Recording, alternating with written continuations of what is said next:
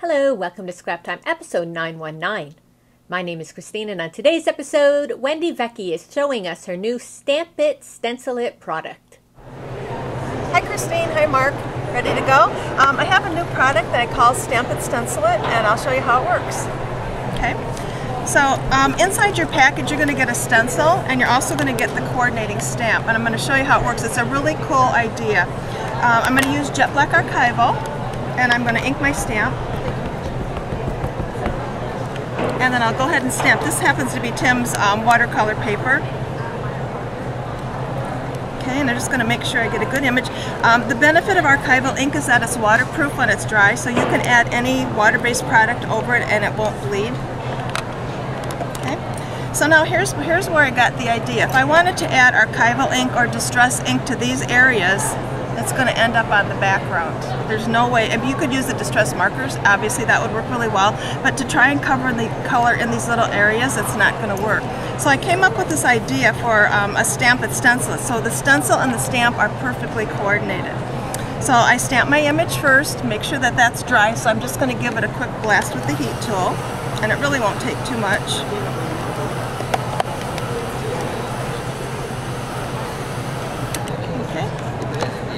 And then, if you look at this stencil will fit over the stamped area perfectly.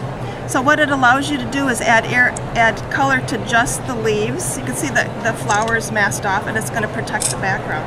I like to hold these down with a little bit of masking tape, or you can use a post-it note too. That works really well. I just want to make sure that this is lined up. And I'll put a little piece there and a little piece here. So now this allows me to use the distress inks with my blending tool to color in those, or I can use my new archival inks. So I'm going to use the new leaf green. Okay, and I'll just ink my blending tool, and you can see how quick this is going to be to add color to just the leaf area. I can go right over the flower because that's protected, it's kind of masked off. I can add a little bit of shading here, a little bit darker under the flower. Here, and when I lift this off, oops, except for that because I wasn't paying attention, there's my leaves. So now this stencil is really cool because it has an opening for just the flower. So when I position this, you can see the leaves are going to be protected, and I can add color to just the flower area.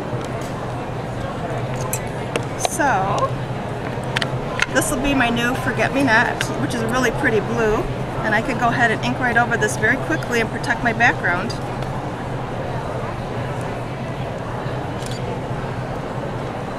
And when I take this off, you'll see that there's nothing on the leaves. Okay. And don't look at that.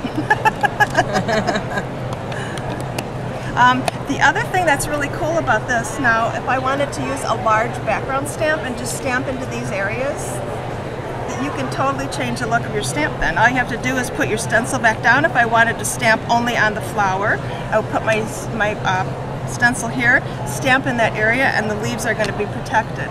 If I wanted to use embossing paste, I could put this on here, and the flower would be raised, the leaves would be flat. Make sense?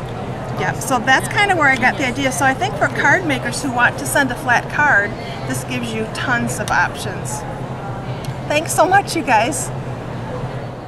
Well, that's it for today's episode. Be sure to check out our website at www.scraptime.ca. And on our next episode, Dina Wakely will be making us a tag. So please join us. Thanks for watching Scrap Time.